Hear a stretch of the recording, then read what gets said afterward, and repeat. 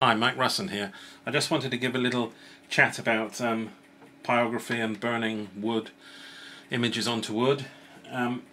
This is my little setup. I have a easel that's angled at about 45 degrees. I happen to have a little round disc on here which is covered in with a rubber, the underside of a tablecloth, and it's perfect for holding an image in place whilst I work on it, you see? So that I can work away there, and it's at the right angle for me. It wouldn't be for everybody, but there you go. And the other thing was to talk about a little bit about images and where to get images. Well, you can get images from anywhere. I happen to get this one, which is a picture of a pub in Galway called Garvey's, just off the Eyre Square by the bus station.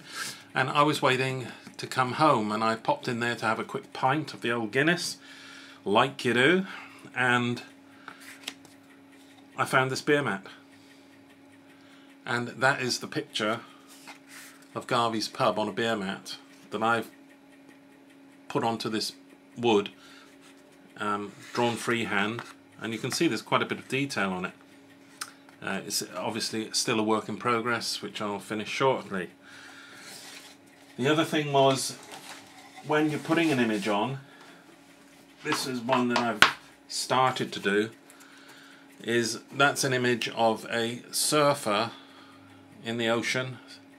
You can see I've done, if you can see this, I hope you can, the pencil's very lightly drawn on, and I'll do the shading in, like his hair's going back and the front of the surfboard and the waves coming over, and all that to make him look like he's having a lot of fun in the ocean.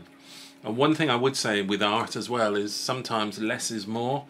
So don't overdo, know when to stop doing or when to stop burning, because you can overdo it. Here's one that's in progress. I'm just showing you this for the shading and for a bit of distance things.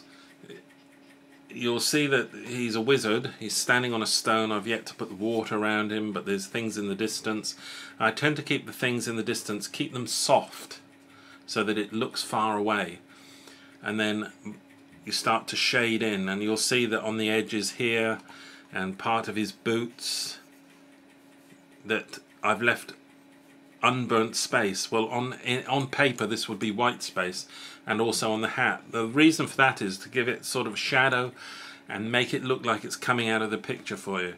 One other thing that I do, of course, is I put mine in borders. Now you can burn a border around if you want, or you can use wood. Well, I prefer to use wood actually, and I do it myself because I couldn't find a framer that could do what I wanted. So I use this and go round so that I can frame the picture. I think they look much better when they're framed. So that's that part of it. The other thing was to say a little quick word about tools. There are different types of tools. One of the tools that's sold is a tool like this, which is a soldering iron type tool, and you've got tips that unscrew and you can put different tips in.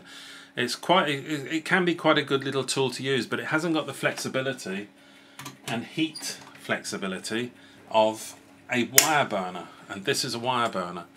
There's the little tiny tip that I use.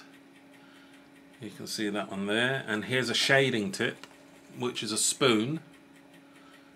If you can see that, it's sort of flattened off, and there's the sideways one. Okay, so that works for that.